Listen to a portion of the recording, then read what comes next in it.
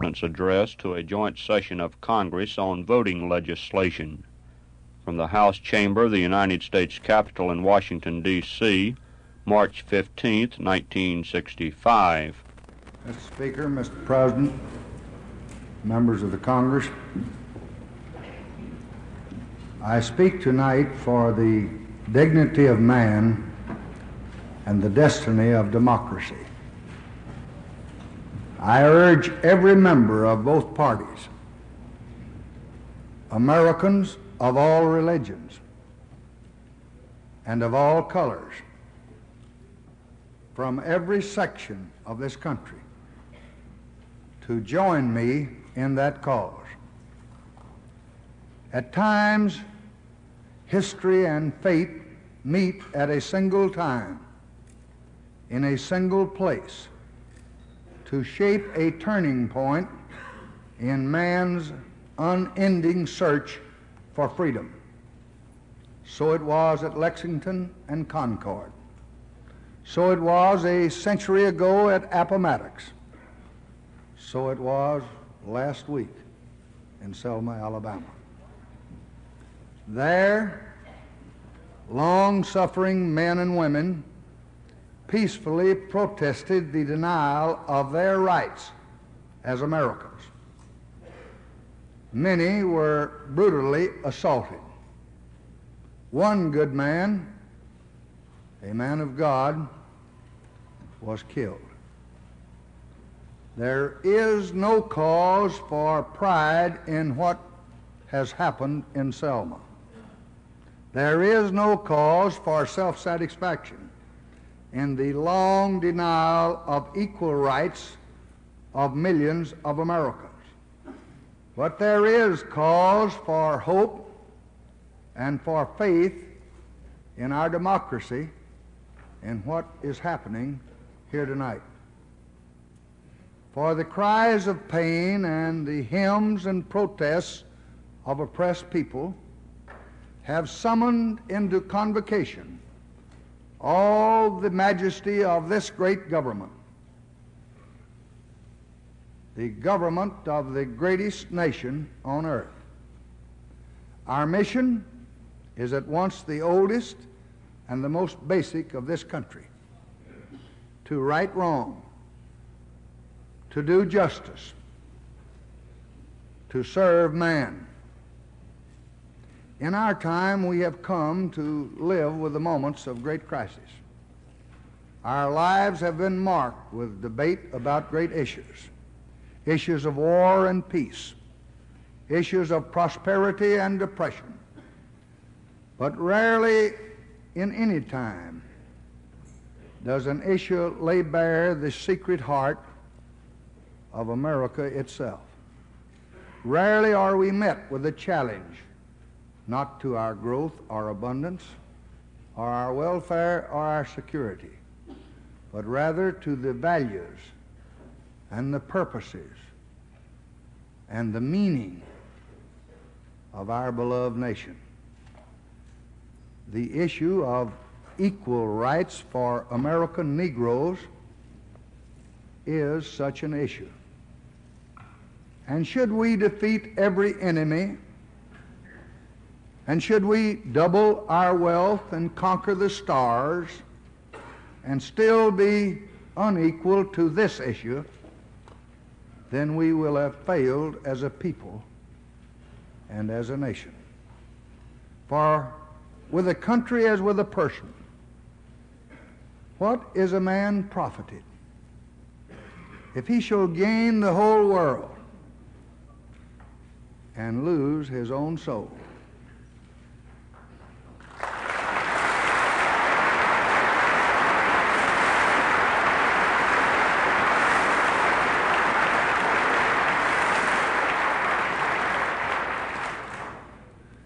There is no Negro problem. There is no Southern problem. There is no Northern problem. There is only an American problem.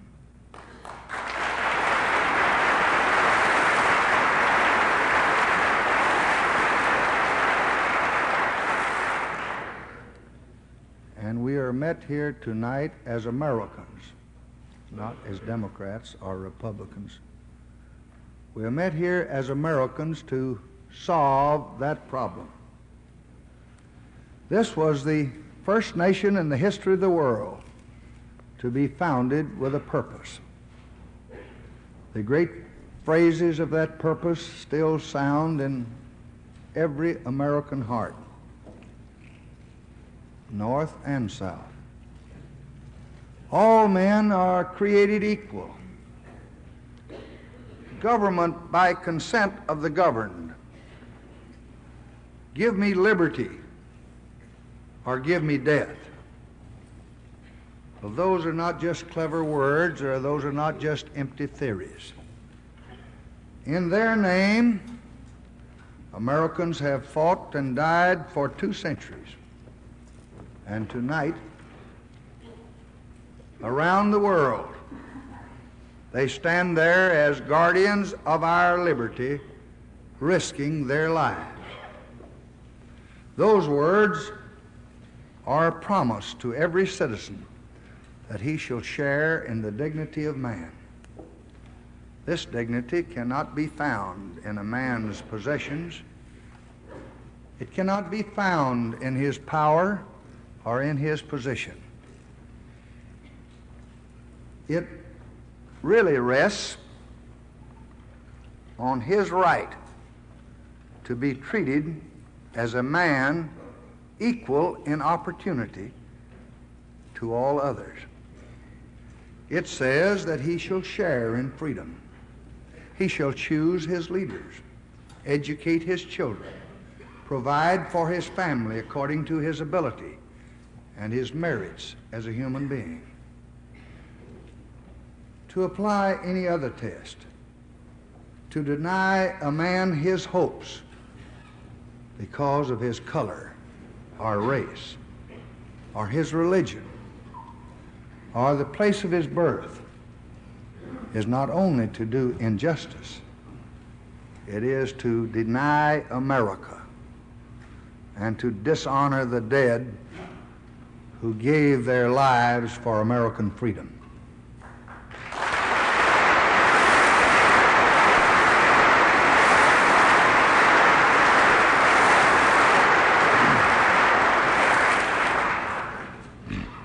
Our fathers believed that if this noble view of the rights of man was to flourish, it must be rooted in democracy.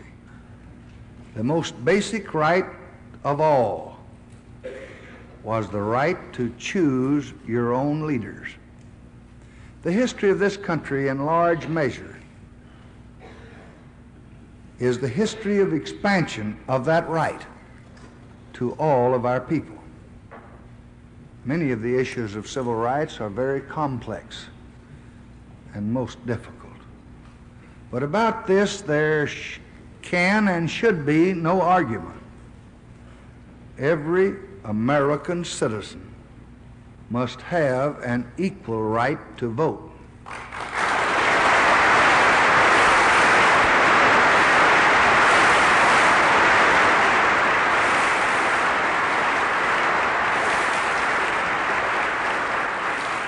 There is no reason which can excuse the denial of that right.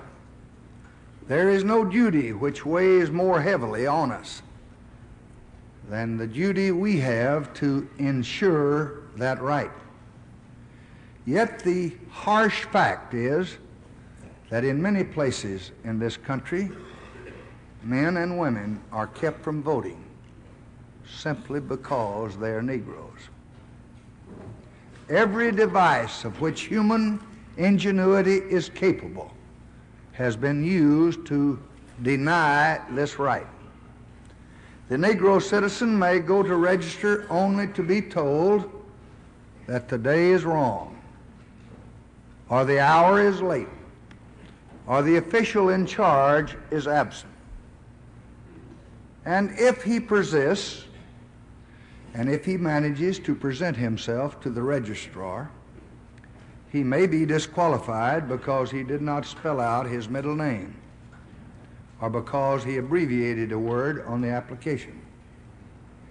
And if he manages to fill out an application, he is given a test. The registrar is the sole judge of whether he passes this test. He may be asked to recite the entire Constitution or explain the most complex provisions of state law, and even a college degree cannot be used to prove that he can read and write.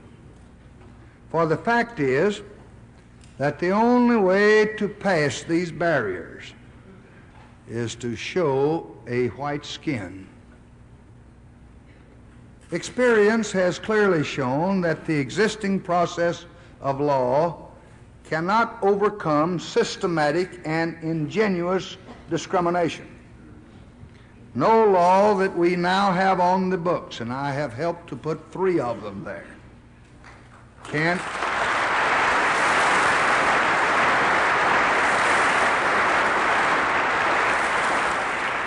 can ensure the right to vote when local officials are determined to deny it. In such a case, our duty must be clear to all of us. The Constitution says that no person shall be kept from voting because of his race or his color. We have all sworn an oath before God to support and to defend that Constitution. We must now act in obedience to that oath.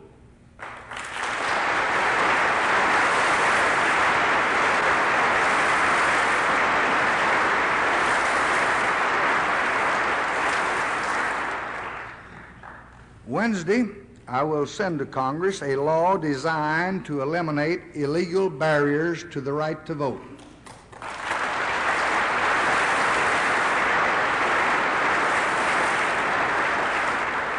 The broad principles of that bill will be in the hands of the Democratic and Republican leaders tomorrow.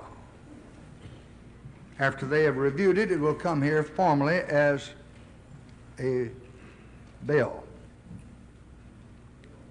I am grateful for this opportunity to come here tonight at the invitation of the leadership to reason with my friends, to give them my views, and to visit with my former colleagues. I've had prepared a more comprehensive analysis of the legislation, which I had intended to transmit to the clerk tomorrow, but which I will submit to the clerks tonight. But I want to really discuss with you now briefly the main proposals of this legislation. This bill will strike down restrictions to voting in all elections.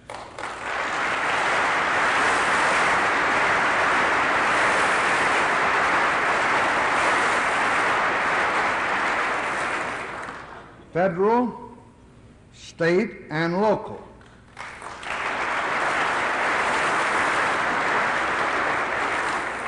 Which have been used to deny Negroes the right to vote.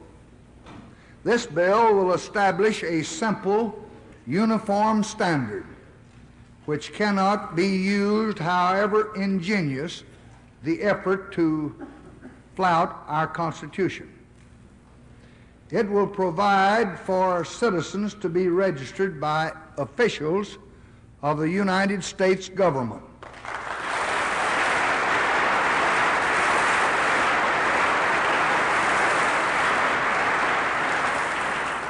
If the state officials refuse to register them. It will eliminate tedious, unnecessary lawsuits which delay the right to vote.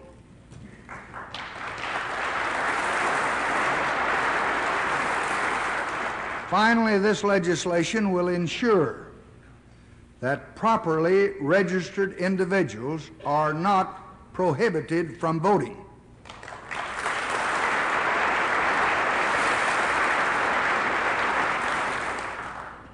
I will welcome the suggestions from all the members of Congress.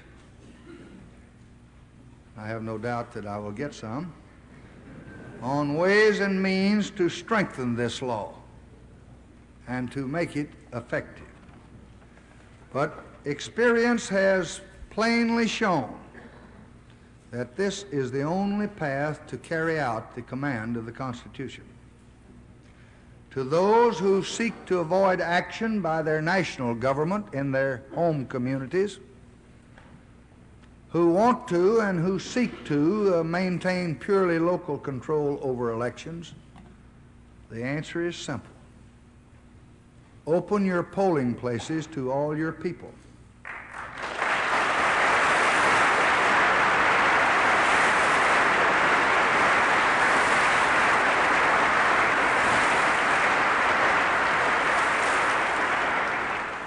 Allow men and women to register and vote whatever the color of their skin.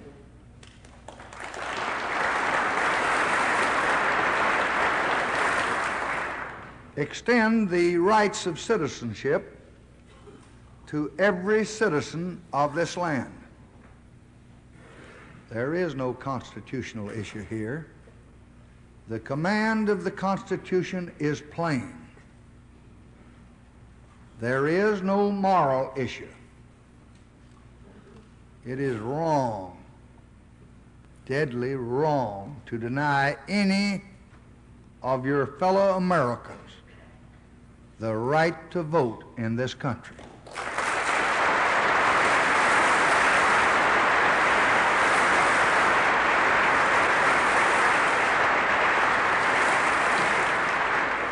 There is no issue of states' rights or national rights. There is only the struggle for human rights.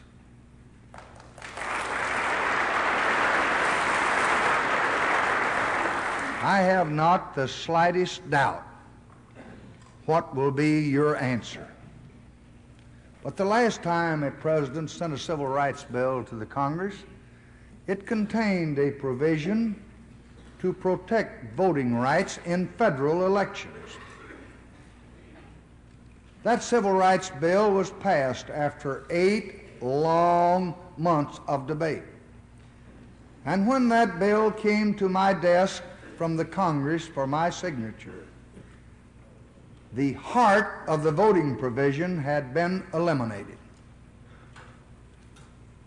This time, on this issue, there must be no delay or no hesitation or no compromise with our purpose.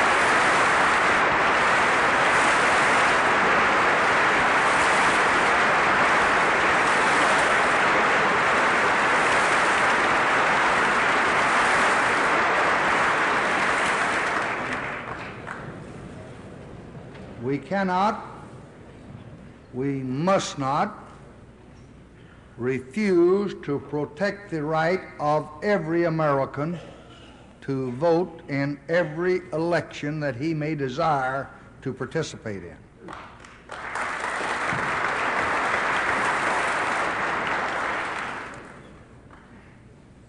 And we ought not, and we cannot, and we must not wait another 8 months before we get a bill.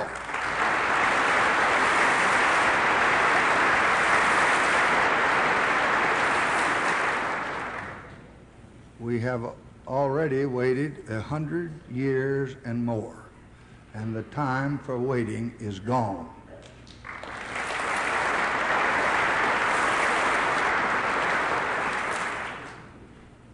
So I ask you to to join me in working long hours and nights and weekends, if necessary, to pass this bill. And I don't make that request lightly. Far from the window where I sit with the problems of our country, I recognize that from outside this chamber is the outraged conscience of a nation, the grave concern of many nations, and the harsh judgment of history on our acts. But even if we pass this bill, the battle will not be over. What happened in Selma is part of a far larger movement which reaches into every section and state of America. It is the effort of American Negroes to secure for themselves the full blessings of American life. Their cause must be our cause too,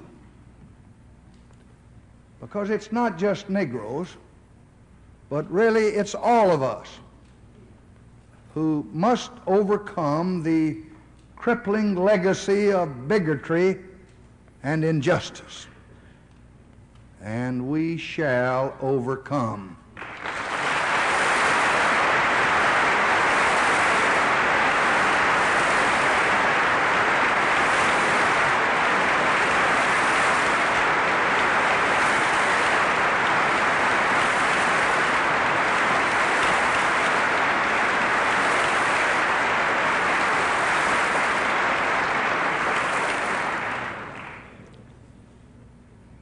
As a man whose roots go deeply into Southern soil, I know how agonizing racial feelings are. I know how difficult it is to reshape the attitudes and the structure of our society. But a century has passed, more than 100 years, since the Negro was freed, and he is not fully freed tonight. It was more than 100 years ago that Abraham Lincoln, a great president of another party, signed the Emancipation Proclamation. But emancipation is a proclamation and not a fact. A century has passed, more than 100 years, since equality was promised. And yet the Negro is not equal.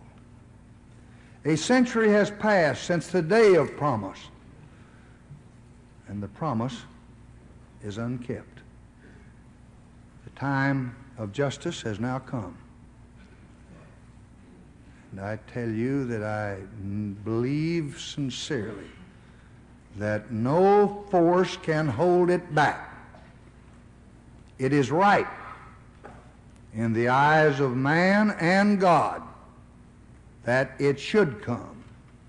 And when it does, I think that day will brighten the lives of every American.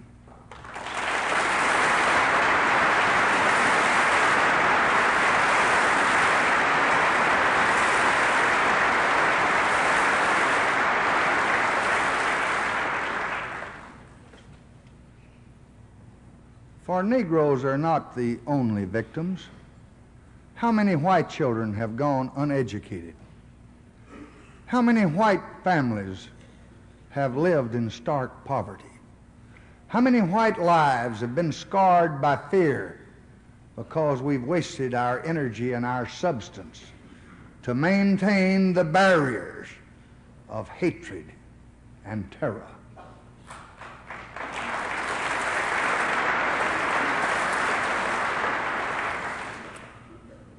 And so I say to all of you here and to all in the nation tonight, that those who appeal to you to hold on to the past do so at the cost of denying you your future. this great, rich, restless country can offer opportunity and education and hope to all black and white, all north and south, sharecropper and city dweller. These are the enemies. Poverty, ignorance, disease, they are enemies, not our fellow man, not our neighbor. And these enemies too, poverty, disease, and ignorance, we shall overcome.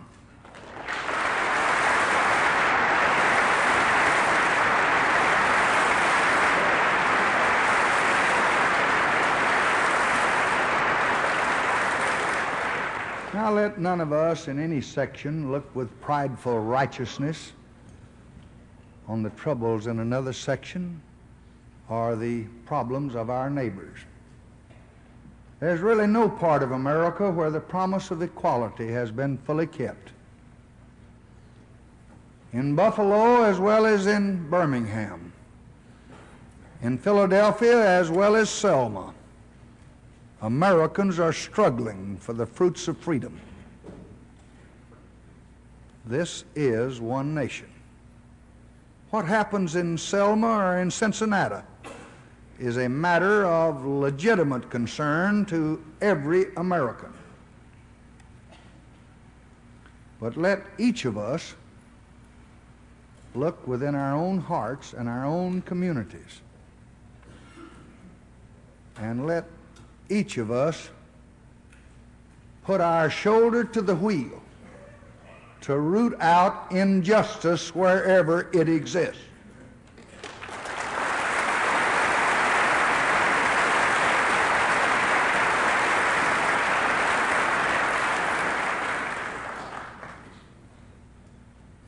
As we meet here in this peaceful, historic chamber tonight, men from the South, some of whom were at Iwo Jima, men from the North who have carried Old Glory to far corners of the world and brought it back without a stain on it, men from the East and from the West are all fighting together without regard to religion or color or region in Vietnam. Men from every region fought for us across the world 20 years ago. And now in these common dangers and these common sacrifices, the South made its contribution of honor and gallantry no less than any other region of the great republic. And in some instances, a great many of them more. And I have not the slightest doubt that good men from everywhere in this country, from the Great Lakes to the Gulf of Mexico, from the Golden Gate to the harbors along the Atlantic, will rally now together in this cause to vindicate the freedom of all Americans.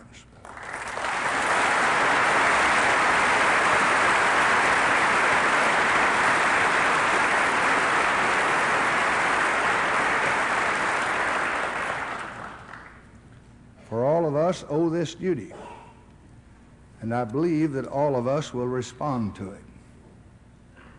Your president makes that request of every American. The real hero of this struggle is the American Negro. His actions and protests, his courage to risk safety and even to risk his life, have awakened the conscience of this nation. His demonstrations have been designed to call attention to injustice, designed to provoke change, designed to stir reform. He has called upon us to make good the promise of America. And who among us can say that we would have made the same progress were it not for his persistent bravery and his faith in American democracy.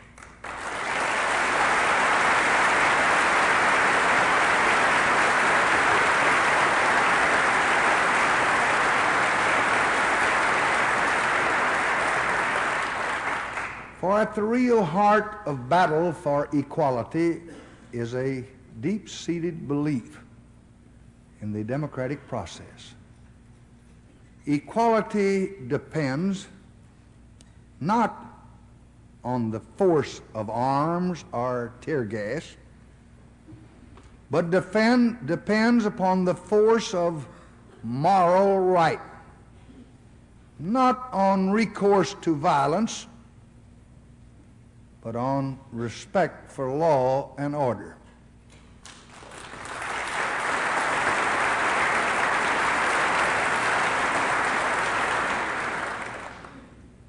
And there have been many pressures upon your president, and there will be others as the days come and go.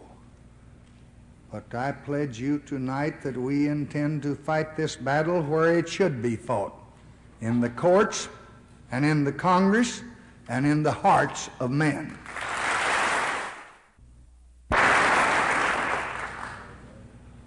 We must preserve the right of free speech and the right of free assembly.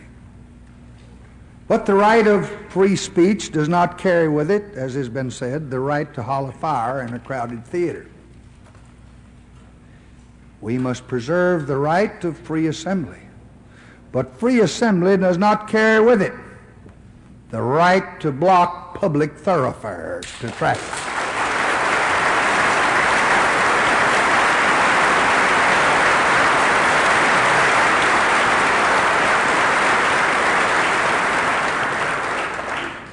We do have a right to protest and a right to march under conditions that do not infringe the constitutional rights of our neighbors. And I intend to protect all those rights as long as I am permitted to serve in this office.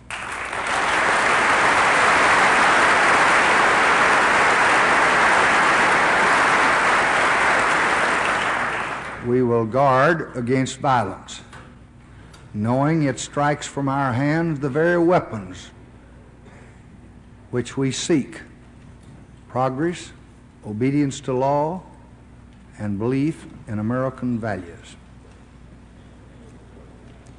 In Selma, as elsewhere, we seek and pray for peace. We seek order. We seek unity.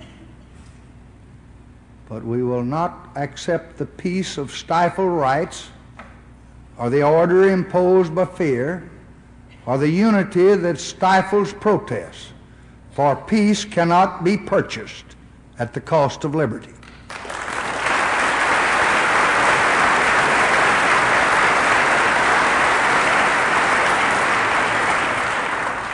In Selma tonight, as in every, and we had a good day there, as in every city, we are working for a just and peaceful settlement.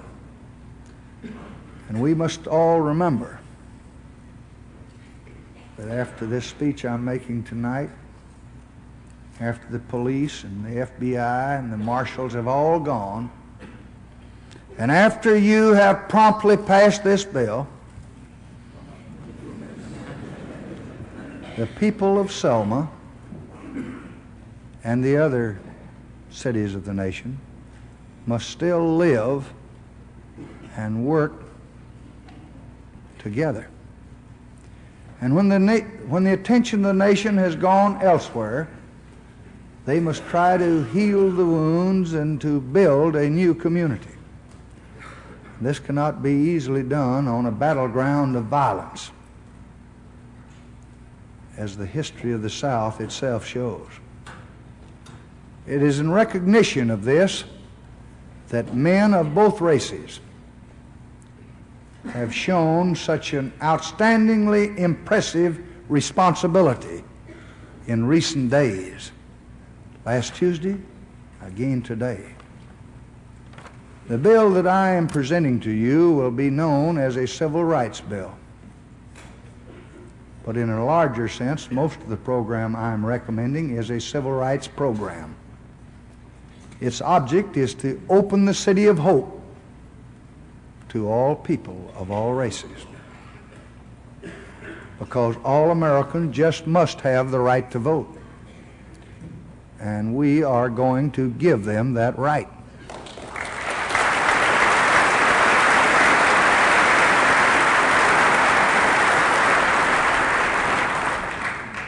All Americans must have the privileges of citizenship, regardless of race.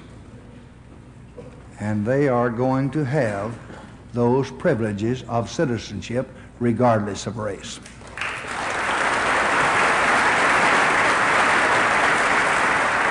But I would like to caution you and remind you that to exercise these privileges takes much more than just legal right. It requires a trained mind and a healthy body. It requires a decent home and the chance to find a job and the opportunity to escape from the clutches of poverty. Of course, people cannot contribute to the nation if they are never taught to read or write. If their bodies are stunted from hunger, if their sickness goes untended, if their life is spent in hopeless poverty, just drawing a welfare check. So we want to open the gates to opportunity. But we're also going to give all our people, black and white, the help that they need to walk through those gates. My first job after college was as a teacher in Cotulla, Texas, in a small Mexican-American school. Few of them could speak English, and I couldn't speak much Spanish. My students were poor, and they often came to class without breakfast, hungry. And they knew, even in their youth, the pain of prejudice. They never seemed to know why people disliked them. But they knew it was so, because I saw it in their eyes. I often walked home late in the afternoon after the classes were finished, wishing there was more that I could do. But all I knew was to teach them the little that I knew, hoping that it might help them against the hardships that lay ahead. And somehow you never forget what poverty and hatred can do when you see its scars on the hopeful face of a young child. I never thought then, in 1928, that I would be standing here in 1965. It never even occurred to me in my fondest dreams that I might have the chance to help the sons and daughters of those students and to help people like them all over this country. But now I do have that chance. And I'll let you in on a secret. I mean to use it.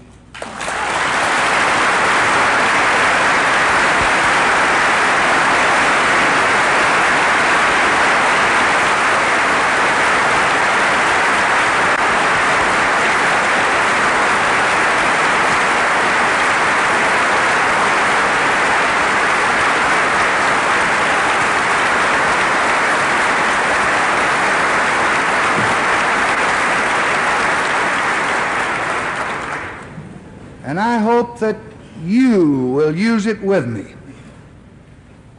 This is the richest and the most powerful country which ever occupied this globe. The might of past empires is little compared to ours. But I do not want to be the president who built empires, or sought grandeur, or extended dominion. I want to be the president who educated young children to the wonders of their world.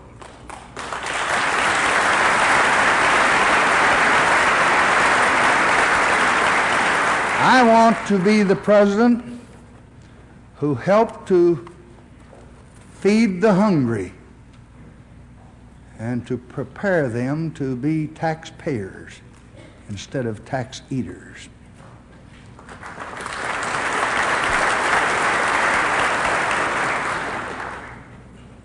I want to be the president who helped the poor to find their own way and who protected the right of every citizen to vote in every election.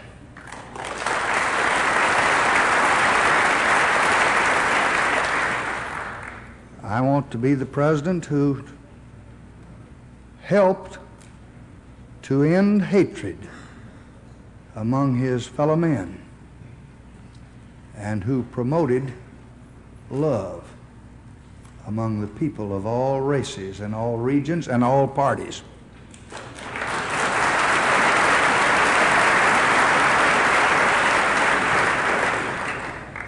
I want to be the president who helped to end war among the brothers of this earth.